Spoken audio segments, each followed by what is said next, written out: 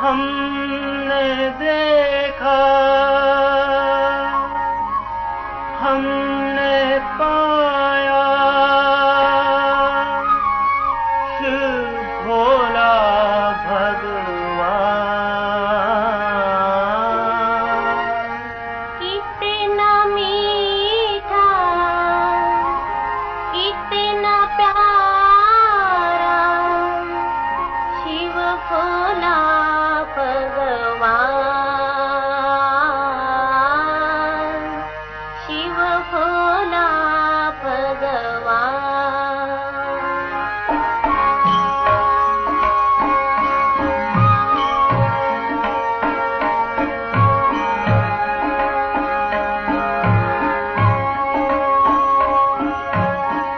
हमने देखा, हमने पाया, शिव भोला भगवान। कितना मीठा, कितना प्यारा, शिव भोला भगवान, शिव भोला भगवान। हमने देखा, हमने पाया, शिव भोला भगवान। कितना मीठा, कितना प्यारा, शिव भोला भगवान, शिव भोला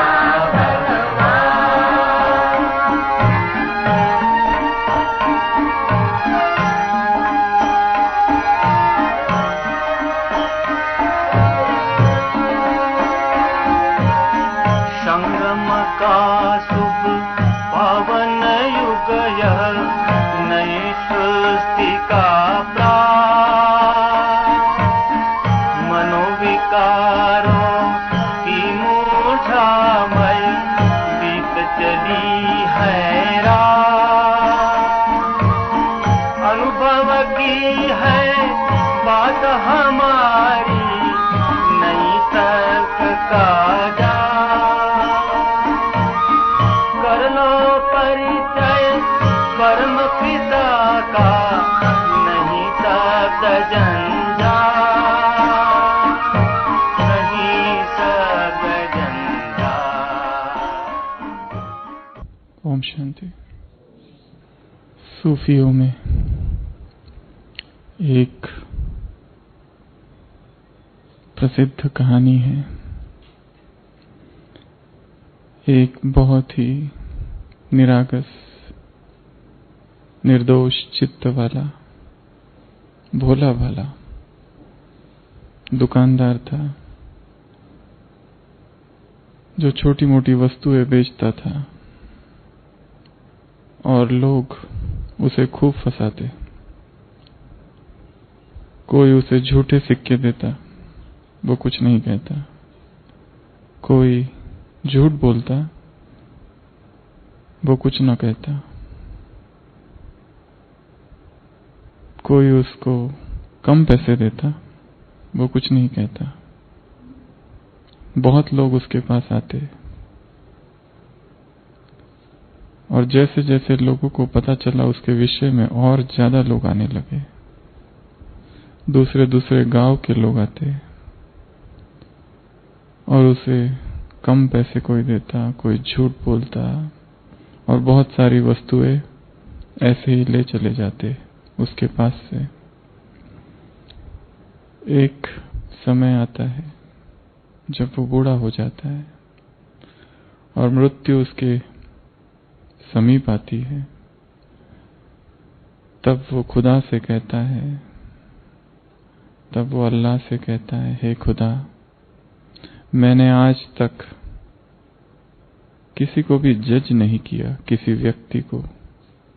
मैंने आज तक कभी किसी के विषय में कोई फैसला नहीं सुनाया, न्यायाधीश नहीं बना, कभी ये नहीं कहा कि ये अच्छा है, ये बुरा है, ये गलत लोग हैं, ये खोटे सिक्के दे रहे, ये झूठ बोल रहे, ये कम पैसे दे रहे हैं। किसी के विषय में मैंने आज तक नहीं कहा तू भी मुझे जज ना करना। मैं ऐसा रहा जीवन भर, किसी का न्यायाधीश नहीं बना। अब मरते समय मैं केवल इतना ही कहूंगा कि हो सकता है मैं भी खोटा सिक्का हूं, पर तू मुझे जज ना करना, मेरा न्यायाधीश मत बन जाना, क्योंकि तेरे इस संसार में कभी भी मैंने किसी पर कोई लेबल नहीं लगाया। ये झूठा है, ये असमर्थ है, ये निर्बल है, ये दोषी है, ये गुनहगार है, ये पापी है, इनमें ये कमियां हैं, इनके ये विकर्म हैं। ऐसा मैंने कभी नहीं किया, तू भी ना करना। क्या हमारा चित्त,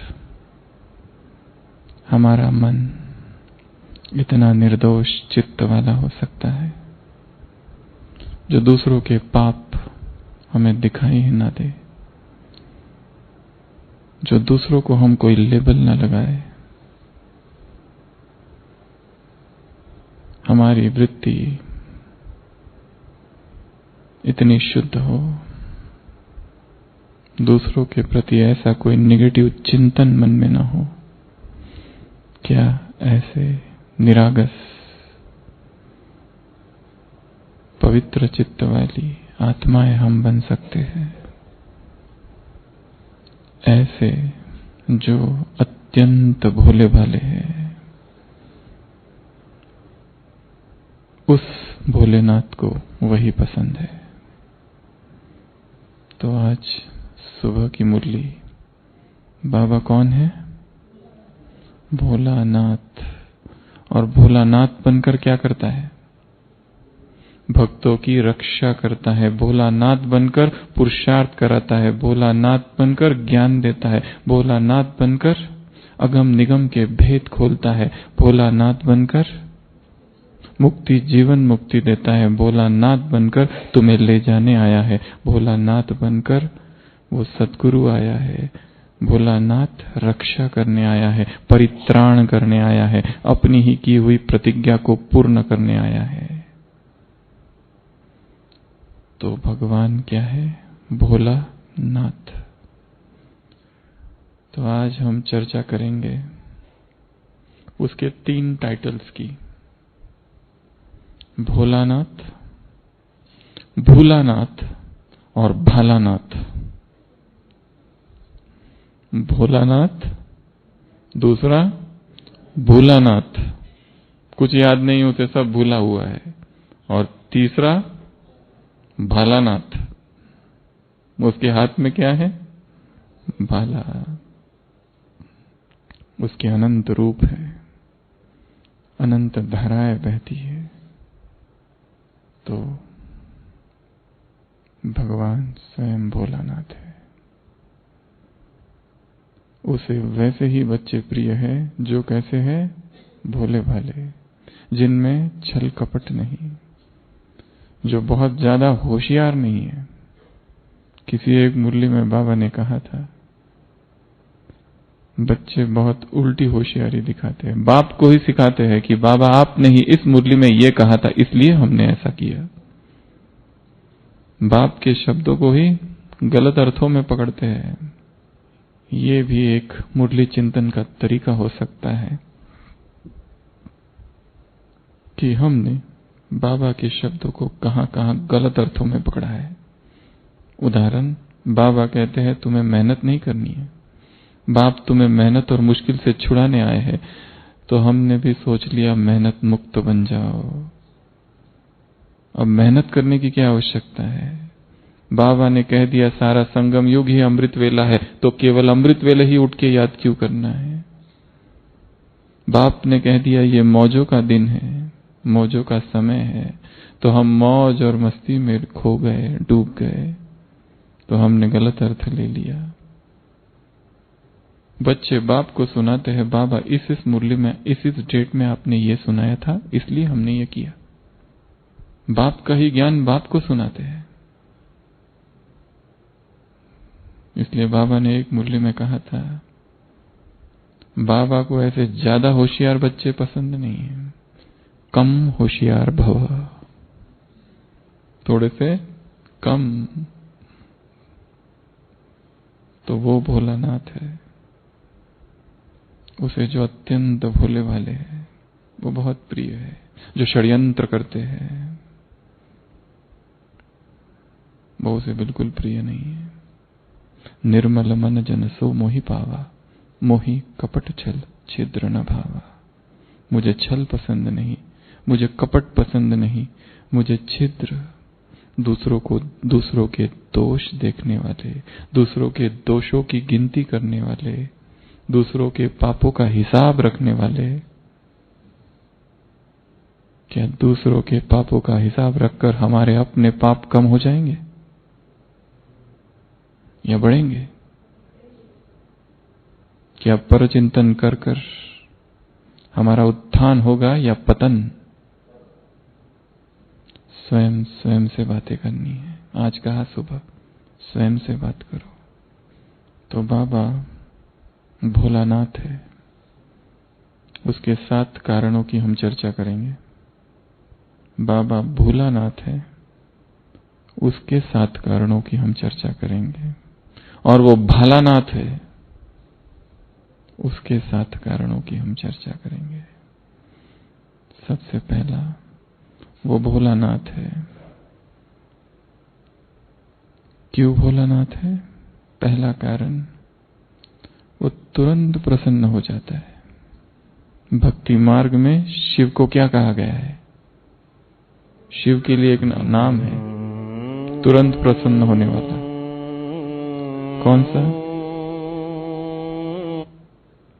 कौन सा नाम है? आशुतोष। आशुतोष अर्थात जो जल्दी प्रसन्न हो जाता है। उसको ज्यादा मनाने की आवश्यकता नहीं, थोड़ी सी भक्ति कर लेते हैं और वो प्रसन्न हो जाता है। इसलिए तो भक्ति मार्ग में दिखाया है कितने असुरों ने तपस्या की और सबसे जल्दी प्रसन्न होने वाला कौन है? शंकर जी। और तुरंत वरदान दे दिया। और फिर उन्होंने क्या कर दिया? असुरों ने तांडव नृत्य, विनाश का तांडव नृत्य चालू कर दिया धरती पर। और फिर by timely intervention by Vishnu परिस्थिति हैंडल हुई। सामयिक हस्तक्षेप करना पड़ा हर समय विष्णु को, तब कहीं नियंत्रण में परिस्थिति आई। नहीं तो असुरों ने वरदान ले लिए तपस्या कर करके और फिर धरती पर विनाश लीला चालू कर दी। तो शिव का गायन, ये विष्णु का गायन नहीं है, ये ब्रह्मा का भी गायन नहीं है, ये किसका गायन है? शिव का गायन है। तो शिव भोलानाथ इसलिए है क्योंकि वो तुरंत प्रसन्न होता है। और वो प्रसन्न कब होगा? मैं तुम्हारी मदद करूंगा जब, आज सुबह की मुरली, जब तुम भी मेरी मदद करोगे। मरने लायक हो तो भी क्या मुरली में आकर बैठो, बैठना है। किसी मुरली में बाबा ने कहा था, बच्चा कहता है बाबा मेरा पैर फ्रैक्चर है, बाप कहते हैं स्ट्रेचर पर ले आओ यही सुला दो। तो वो खुश होता है, वो प्रसन्न होता है, जल्दी प्रसन्न होता है। उसकी एक छोटी सी श्रीमत का कोई थोड़ा सा पालन कर ले तो भी, पूरा पालन कर ले तो स्वर्ग धाम से वर्षा होगी फूलों की। पर थोड़ा भी कोई पालन कर ले, थोड़ा भी कोई सच्चा रह जाए, थोड़ी भी अपने अंदर की कमी कमजोरी को मिटा दे, थोड़ा भी झूठ कम कर दे, थोड़ा भी गुप्त पाप कम कर दे, थोड़ा भी सच्चा अगर हो जाए, सच्ची आत्मा पर, सच्ची दिल पर वो राजी है। थोड़ा भी हृदय को कोई शुद्ध कर दे, पवित्र कर दे, थोड़ा भी कोई पर चिंतन पर दर्शन कम भी कर दे, जो इतना है उसको कम कर दे। थोड़ा भी कोई दूसरों के मार्ग में, दूसरों के पुरुषार्थ में बाधा ना बने, तो वो प्रसन्न होगा। तो शिव भोलानाथ है। क्यों? क्योंकि बहुत जल्दी प्रसन्न होता है। तो ढूंढना है वो प्रसन्न कैसे होता है, कैसे उसको मनाए, कौन सी बातें करे जिससे भगवान राजी हो जाए। और जिस पर भगवान राजी हो जाता है उसके क्या कहने, उसका भाग्य उदय हो जाए। फिर उसे कुछ करने की जरूरत नहीं, फिर वो सब कुछ करेगा उसके लिए। जिस पर उसने हाथ ही रख दिया वो चाहे कहीं पर भी हो संसार में, वहां से उठ जाएगा, प्रत्यक्ष होगा। किसी भी विकारों की दलदल में हो, किसी भी असंभव परिस्थिति में हो, जहां पर कृपा राम की हुई, ता पर कृपा सबकी हुई। सब विश्व की कृपा, संसार की सभी आत्माओं का सहयोग, प्रेम उसे प्राप्त होने लगेगा जब उसकी कृपा हो जाए। और उसकी कृपा कब होगी? उसकी मत पर चलने से, उसकी श्रीमत पर चलने से, अथाह उससे प्यार करने से। सुबह कहा इस कब्रिस्तान को क्या याद करना है, मुझे याद करो, अशरीरी बन जाओ, बलिहार मुझ पे जाओ, सौतेले नहीं मातेले, पतिव्रता, एक को याद करो। कितनी पावरफुल टीचिंग्स, श्रीमत। किसी एक ही मुरली को उठा लो और एक ही पॉइंट को ले लो वहां से और उसको मन में बैठाओ और उसका चिंतन यदि किया जाए तो स्थिति ऊपर चली जाए। तो वो भोलानाथ इसलिए है क्योंकि बहुत जल्दी प्रसन्न होता है। दूसरा कारण वो भोलानाथ इसलिए है कि जो कड़वे हैं उनके साथ भी वो बहुत मीठा है।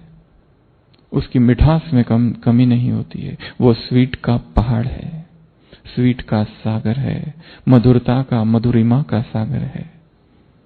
क्या उसकी मधुरता में कमी होती है? यदि कोई कड़वा आ जाए तो वो तो पूर्ण है। ओम पूर्णमदम पूर्णमिदम पूर्णात् पूर्णमुदच्यते पूर्णस्य पूर्णमादाय पूर्णमेवावशिष्यते। परमात्मा अनंत है, पूर्ण है। उस पूर्ण से पूर्ण निकाल दो तो जो बचेगा वो भी पूर्ण है। ये भक्ति मार्ग में उसकी महिमा है। तो वो कितना भी कड़वा आत्मा सामने आ जाए, व्यक्ति आ जाए, उसके साथ भी वो कैसा है?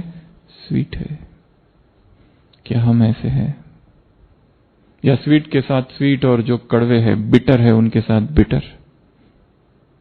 जो हमें सम्मान देते हैं, मान देते हैं और हमारे विषय में अच्छा कहते हैं और स्तुति करते हैं, तारीफ करते हैं, प्रशंसा करते हैं, उनके साथ हम बहुत अच्छा है। परंतु जो दूसरी तरफ ग्लानि करने वाले, निंदा करने वाले, अपमान करने वाले, गिराने वाले, षड्यंत्र करने वाले, छुरा घोंपने वाले, पीछे से खराब खराब बातें बोलने वाले, क्या उनके प्रति हम उतने ही मधुर हैं? किसी एक संत के विषय में एक लेखक ने किताब लिखी और उस लेखक ने उस संत की इतनी ग्लानि की, इतनी ग्लानि की, इतनी ग्लानि की, बहुत सारी अश्लील, बहुत सारी कड़वी, बहुत सारी झूठी बातें लिखकर मसालेदार किताब बना के दर्शकों के सामने परोसी। परंतु किताब को पब्लिश करने से पहले उसने उस संत को भेजी, आप भी देख लो एक बार, इसको पब्लिश करने जा रहा हूं। उस योगी ने कहा बहुत अच्छा लिखा है, कर दो प्रकाशित, बहुत बिकेगी। क्योंकि लोगों को इंटरेस्ट है। कोई प्रसिद्ध व्यक्ति है, उसके विषय में इतनी निगेटिव बातें और हमें पता ही नहीं, और हम तो इसको महान मान रहे हैं। वो कहता है कर दो, प्रकाशित कर दो, बहुत बिकेगी। कड़वों के साथ भी मीठा योगी की अवस्था है। दुख देने वालों के प्रति भी योगी के मन में दुर्भाव नहीं, घृणा नहीं, तिरस्कार नहीं, नफरत नहीं, हेट्रेट नहीं, प्रेम, प्रेम के सागर। आने वाले संडे की मुरली, चाहे सारी दुनिया तुम पर क्रोध करो, तुम प्रेम के सागर हो। बेपरवाह बन जाओ उनकी घृणा से। वो नफरत करे, हम ना करे, क्योंकि हम प्रेम के सागर की संतान है। तो वो भोलानाथ इसलिए है क्योंकि वो मीठा है। किनके साथ? जो कड़वे है।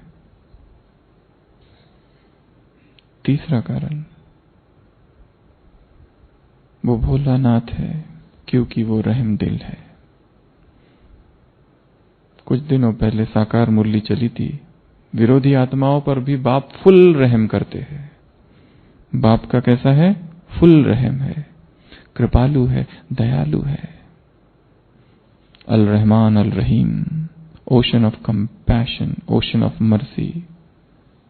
कोमल चित अति दीन दयाला, बिनु कारण रघुनाथ कृपाला। बिना कारण कृपा करने वाला है। कोई कारण नहीं चाहिए उसको कि इन्होंने मुझ पर उपकार किए इसलिए मैं भी उपकार करूं। कोई कारण नहीं, बिनु कारण, कॉजलेस मर्सी।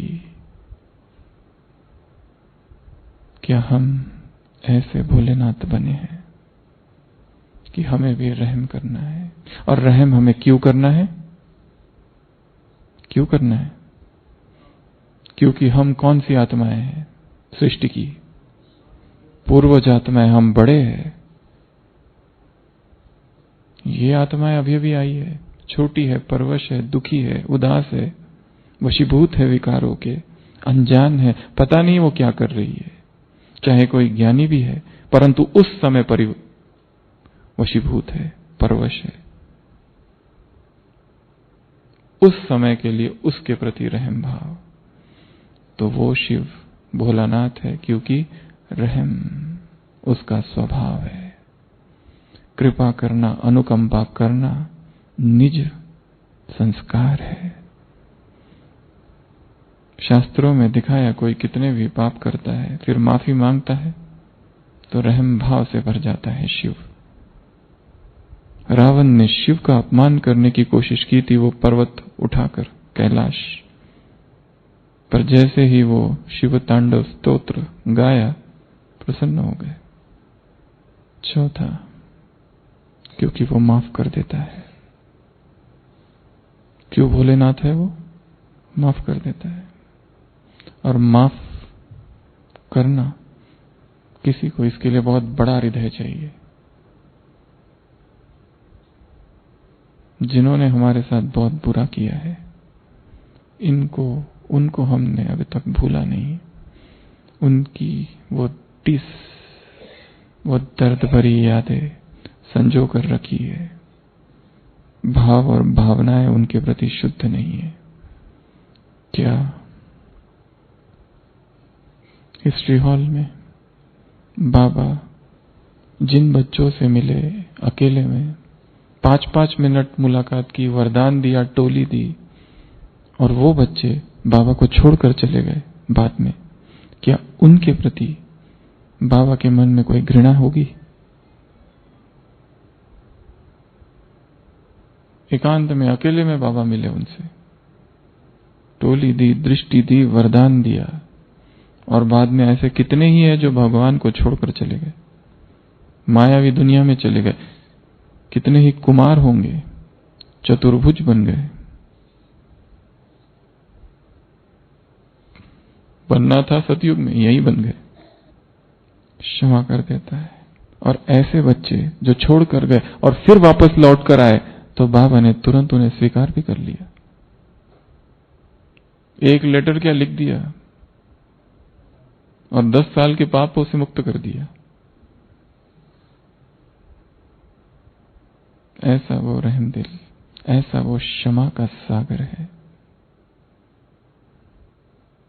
अगला, वो वरदानी है, वरदान दे देता है।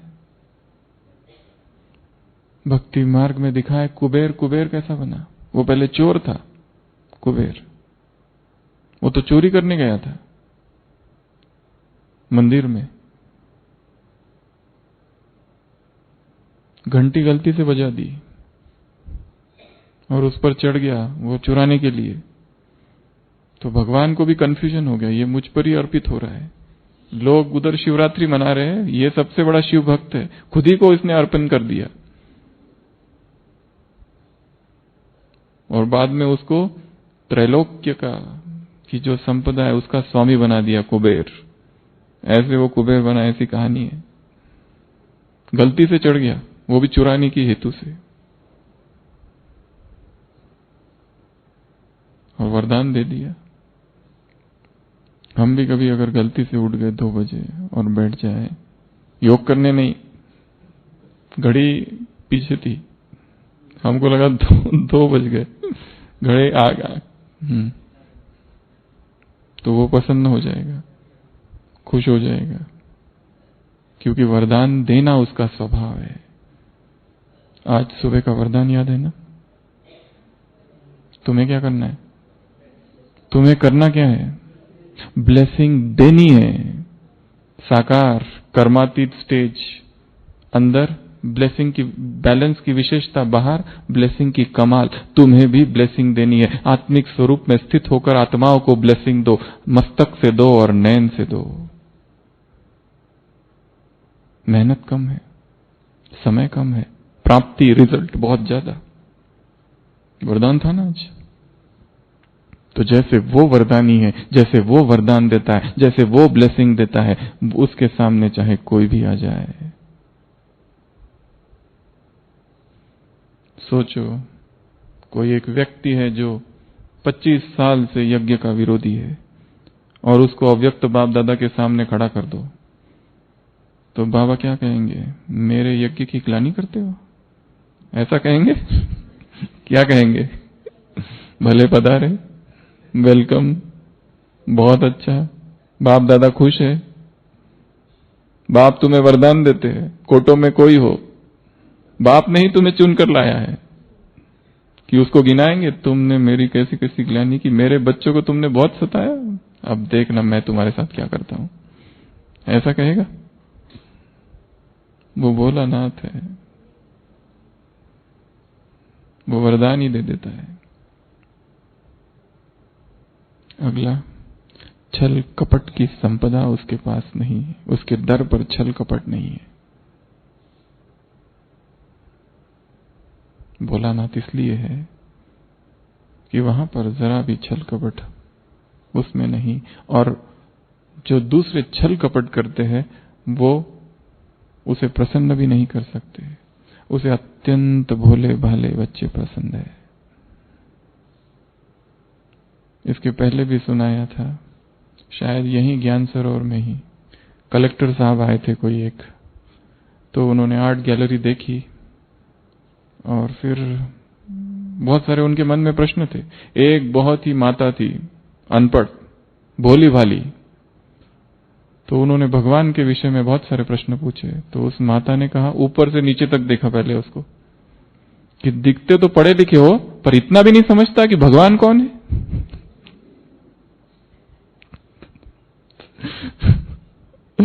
कलेक्टर साहब थे बड़े, उसको ऊपर से नीचे तक देखा, उसको क्या पता कौन है। उसने कहा कि इतना भी नहीं समझता भगवान कौन है। तो वो भाई साहब ने, कलेक्टर साहब ने जाके कोर्स किया सेंटर में, और फिर ज्ञान में चले, और फिर मधुबन में आके अनुभव भी सुनाया। ये ऐसे आया ज्ञान में, कैसी अथॉरिटी से बोला होगा वो माता ने। तो छल कपट जहां नहीं, वो उसको बहुत प्रिय है। और लास्ट, वो भोलानाथ इसलिए है, किस लिए?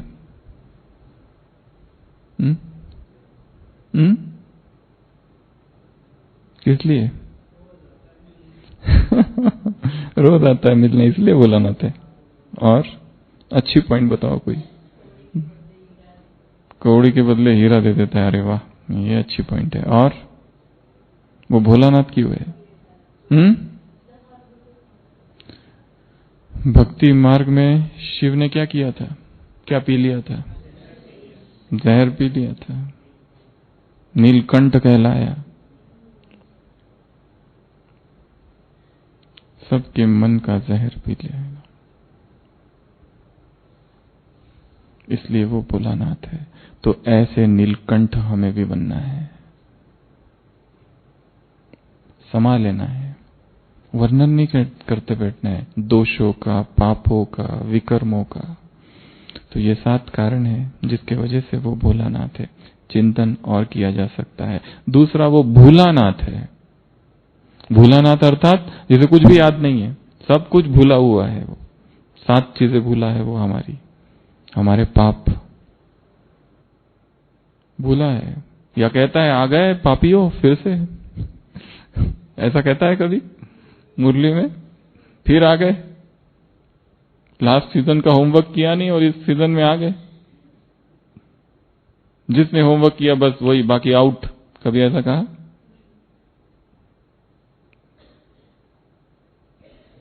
हमारे पापों की गिनती नहीं रखता, भूला हुआ है। हमें भी ये सीखना है, किसी के पापों की लिस्ट हमारे बुद्धि में ना हो कि इसने ये पाप किए है, इसने वहां झूठ बोला था, वहां झूठ बोला था। अवसर आएगा तब बता दूंगा फटाफट, सारा कुछ पोल खोल दूंगा, इसकी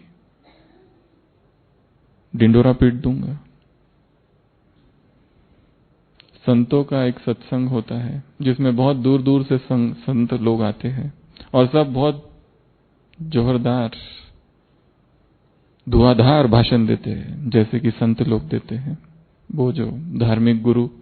और फिर उनकी एक प्राइवेट मीटिंग होती है, आपसी मीटिंग। उधर तो लोगों को बहुत अच्छी बातें सुना दी। पहला कहता है मैंने आज तक लोगों को हमेशा बताया है काम महाविक शत्रु है, ब्रह्मचर्य परम व्रत है, इस पर मैंने इतने भाषण किए हैं, पर मेरे अंदर से अभी तक वो विकार छूटता नहीं। अब तुमसे क्या छुपाना, सब अपनी कैटेगरी के वही 4-5 लोग, संत कहो या धर्म गुरु, आपस में शेयरिंग कर रहे थे। दूसरे ने कहा मैंने तो हमेशा अपने प्रवचनों में ये सुनाया है कि ये जो धन है माया है, पर मैं खुद जब तक पैसे नहीं गिनता नींद नहीं आती मुझे। अब क्या छुपाना, आप लोग तो अपने ही दोस्त हो, मित्र हो, साथी हो। तीसरा कहता है मैं लोगों को कहता हूं ये संसार के मान शान को छोड़ दो, क्या करना है, संसार विनाशी है, पर मुझे जब तक सामने वाली चेयर नहीं मिलती तब तक मुझे ठीक नहीं लगता। और जहां पर मेरे लिए चेयर नहीं, वहां तो उस सभा में तो मैं जाता ही नहीं। चौथा, ये सब सुनकर भागने लगता है।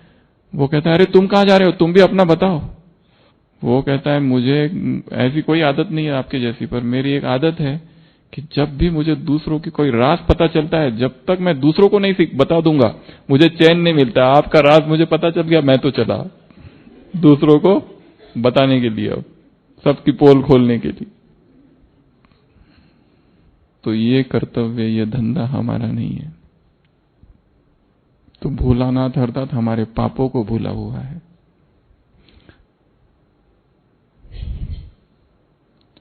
दूसरा, हमारी कमियों को भूला हुआ है।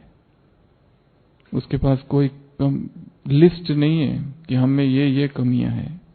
क्या हमने हमारे मन में किसी के प्रति कोई लिस्ट बना के रखी है कि ये लेट अमृत वेला उठता है, इसका मोबाइल हमेशा ही बजता है, ये तो सोता ही है, इधर भी सोता है उधर भी सोता है, मुरली में भी अमृत वेले में भी, ये आएगा तो आवाज तो करेगा ही, इसकी तो ये आदत ही है। हमने लिस्ट तो नहीं बना रखी है दूसरों की कमियों की। भगवान किसी की कमी की कोई लिस्ट नहीं है उसके पास। एक अव्यक्त वाणी में बाबा ने कहा है बच्चों और बाप में क्या अंतर है। यदि किसी में 10 अवगुण है और 1 गुण है तो बाप उस गुण को देखेगा, और बच्चे किसी में 9 गुण है और 1 अवगुण है तो बच्चे उस अवगुण को देखेंगे। यही अंतर है बाप और बच्चों में। अव्यक्त महावाक्य है बाबा के। तो वो हमारे किसी कमियों को चित्त पर नहीं रखता। तीसरा, वो हमारी किसी भी गलती को याद नहीं रखता, भूल जाता है। भूलानाथ है, भूला हुआ है सब कुछ, उसको कुछ ये सब चीजें उसको याद नहीं रहती। वो हमारी चौथा, किसी भी बेवकूफियों को याद नहीं रखता। मूर्खता, नादानी, फुलिशनेस, ज्ञान में आने के बाद में भी कितनी बेवकूफियां की होगी हमने, मूर्खता, किसी में फंस गए, किसी संबंध में फैमिलियरिटी आ गई, किसी साधन में फंस गए और फिर पश्चाताप किया, फिर समझा, फिर टाइम वेस्ट किया। कितनी मूर्खता है, कितनी फुलिशनेस, नादानियां हमने की है जीवन में। ब्राह्मण जीवन की बात कर रहे, उस जीवन की नहीं। फिर भी वो याद नहीं रखता। चौथा, कितने हमने वायदे किए और नहीं निभाए। बड़े बड़े वायदे किए थे, मधुबन में जाएंगे तो ऐसी तपस्या करेंगे कि बस, और यहां आके परचिंतन में लग गए। जो लोग, जो माता है, पति, बच्चे सबको छोड़कर यहां आ गई तपस्या करने। तपस्या रह गई बाजू में और भोजन में ही डूब गई, क्या खाऊं और क्या नहीं, और टेस्ट के ही अधीन हो गई और तपस्या रह गई बाजू में। वहां सबको छोड़ के आ गया और यहां किसी भाई और किसी बहन के मोह में फंस गए और किसी को अपना दोस्त बना दिया और वही चाहिए। वो बाजू में बैठे तो योग पावरफुल लगता है बाबा से, वो साथ साथ जाए। भोजन में चाहिए साथ साथ भोजन, साथ साथ अमृत वेला, साथ साथ मुरली। जिसके साथ ज्ञान की चर्चा कर रहे शायद उसी में भी मोह हो सकता है। हमने एक क्लास में कहा था कि ज्ञान की चर्चा करनी चाहिए। एक विदेशी बहन ने पूछा था, अगर जिसके साथ चर्चा करते करते उसी में मोह हो गया तो? बड़ा कठिन प्रश्न पूछ लिया था। जिसके साथ ज्ञान की चर्चा कर रहे उसी में मोह हो गया तो क्या करना है? तो आए किस लिए थे और कर क्या रहे? अगला, की हुई प्रतिज्ञाएं, स्वयं से की हुई प्रतिज्ञा, बाप से की हुई प्रतिज्ञाओं को हमने तोड़ा, परंतु वो भूला हुआ है। हम फिर वही प्रतिज्ञाएं कर रहे हैं। पहले भी की थी, फिर तोड़ी, फिर कर रहे हैं। वो भूला हुआ है। इसके लिए ये हमारा काम नहीं है कि दूसरों को जज करना, न्यायाधीश बन जाना, दूसरों को फैसला सुनाना। ये हमारा काम नहीं है। जज not and E shall not be judged. Bible में लिखा है, तुम किसी के न्यायाधीश नहीं बनो तो तुम्हारा भी कोई न्यायाधीश नहीं बनेगा। अगला, हमारी विस्मृतियां, वो भूले हुए हैं। कितनी बार हम विस्मृत हो गए, कितनी बार बाप को भूल गए, कितनी बार ऐसे ऐसे चीजें कर दी कि जिसमें वो उसकी याद ही थी नहीं, विस्मृति थी, पर वो भूला हुआ है। उसने याद नहीं रखा वो कि तुमने बिना मुझे याद किए ये काम किया, वो भूला हुआ है। हमें किसी के याद का चार्ट कैसा है इसकी जांच पड़ताल नहीं करनी है कि तुमने कितना याद किया बाबा को। याद सूक्ष्म है, अदृश्य है, हमें क्या पता कौन कितना कर रहा है। ये किसने हमको अधिकार दे दिया कि हम उसके योगी स्टेटस की चेकिंग करें, उसके ब्रह्मचर्य की चेकिंग हम करें? अगला, वो भूला हुआ है हमारे अज्ञान को। हम सोचते हैं हम ज्ञानी हैं, पर कहां हमारे पास अब ज्ञान? ज्ञान जो है उसका अहंकार कितना है, इतना सा समझ इतनी, पर अहंकार इतना बड़ा। परंतु वो ये नहीं कहता। उससे बार बार वही प्रश्न बाबा अमृत वेला बच्चे पूछते हैं, ये कैसे करे, वो कैसे करे, ये क्या होगा, वो क्या होगा। जबकि बाबा ने सब मुरलियों में सारे उत्तर दे चुके हैं। कोई प्रश्न किसी से पूछना बाकी ही नहीं है। लेट एडमिशन ली है, आने से पहले की पढ़ाई करनी पड़ेगी। 69 से लेकर अब तक की अव्यक्त वाणियां कम से कम एक बार सबकी पढ़ के होनी चाहिए। उसके लिए कितना टाइम बचाना चाहिए, कितना टाइम वेस्ट हो रहा है व्यर्थ की बातों में, जबकि इतना बड़ा काम करना बाकी है और हम व्यर्थ के प्रश्न पूछे चले जा रहे हैं, व्यर्थ की चीजों में लगे हुए हैं। प्रश्न भी ऐसे कि जो वही पुरुषार्थ कैसे करना है, अमृत वेला शक्तिशाली कैसे हो, घर में लड़ाई झगड़ा है, इन सब प्रश्नों के किसी से पूछकर कभी कोई उत्तर नहीं मिलने वाले। जो समाधान मिलेगा उसी से नई समस्याएं खड़ी हो सकती है, क्योंकि उस उत्तर में नए नए प्रश्न आएंगे। उत्तर हमारे अवचेतन मन के अंदर है। तो बाबा हमारी कौन कौन सी बातें भूला हुआ है? हमारे पाप, विकर्म कहो, पाप कहो, कुकर्म कहो, हमारी भूले, हमारी गलतियां, हमारी बेवकूफियां, हमारी क्या वायदे, हमारी प्रतिज्ञाएं, और लास्ट हमारा ज्ञान। इसलिए वो भूला नाथ भी है। अब उसका तीसरा एक रूप है, वो कौन सा है? भालानाथ। ये नया शब्द है, हमने तो कभी पढ़ा नहीं इस शब्द को, ऐसे ही मन में आया। होगा नहीं होगा तो ऐड हो जाएगा हिंदी भाषा में। भालानाथ, यहां उसके फिर 7 रूप है। पहला धर्मराज, कड़क होगा वो, जस्टिस होगा।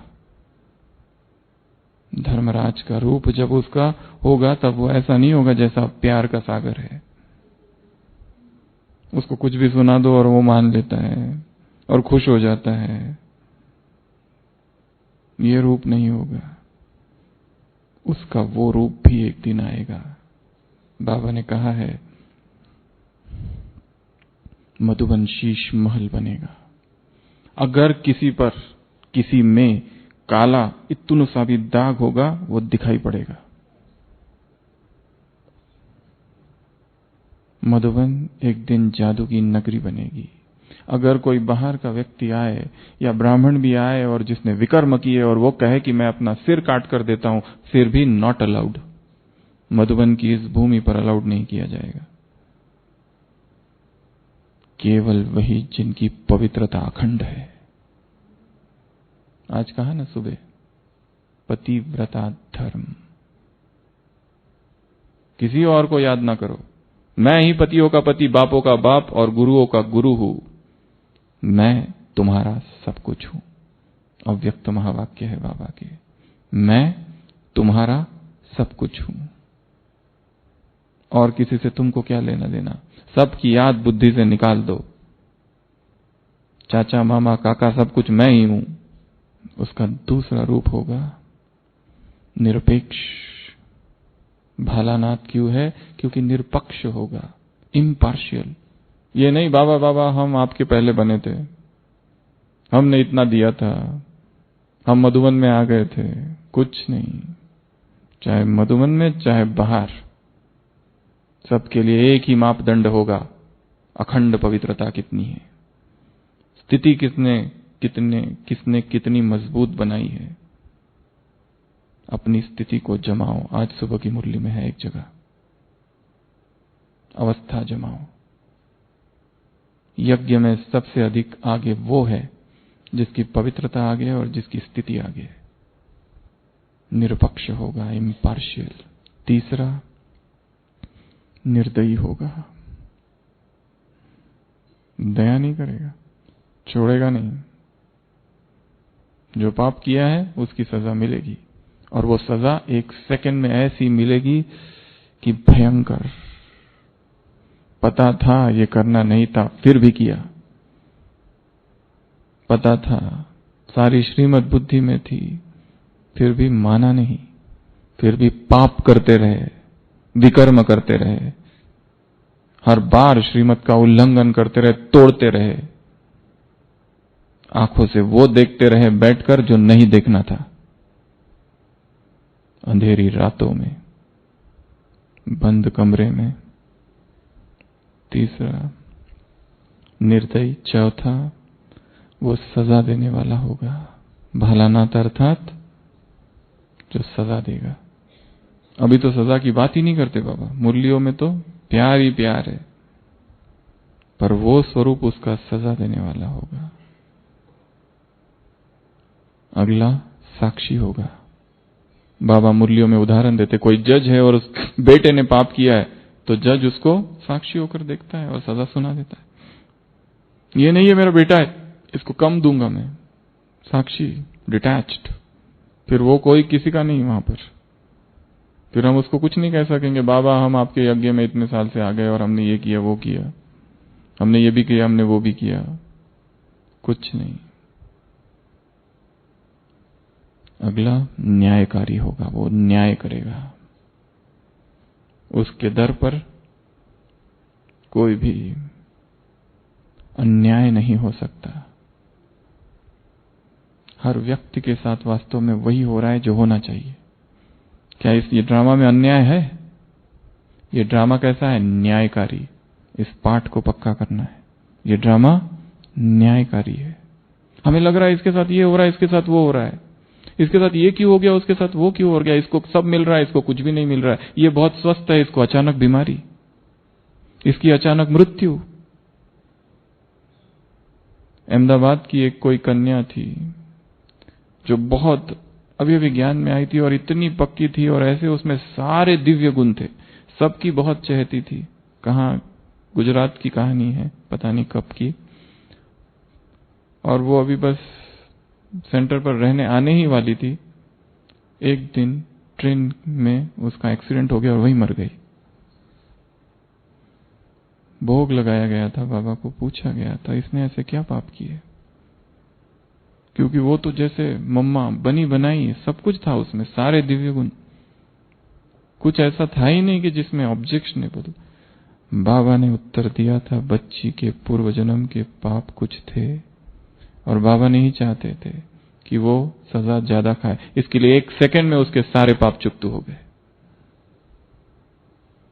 ये उत्तर था। ड्रामा न्यायकारी है। हमें लग रहा है हमें ये नहीं मिल रहा है, ये कमरा, ये जॉब, ये ड्यूटी, ये सेवा, ये डिपार्टमेंट, जो जहां है बहुत सोच समझ कर रखा गया है। हिसाब है, चुकतू हो रहे हैं, अन्याय है, हो नहीं रहा है।